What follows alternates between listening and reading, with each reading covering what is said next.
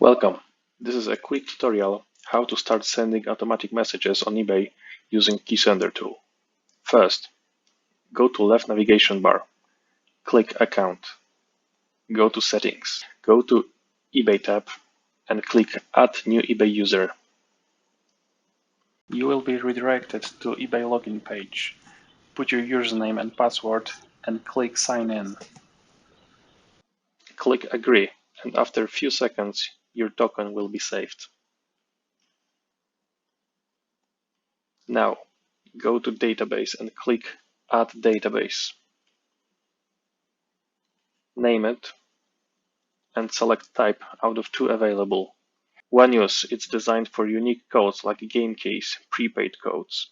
Multi-usage is used for sending same codes for everyone, or you can also assign how many times each code should be sent before marking it as used. Click Save. Add your text codes here or upload files here.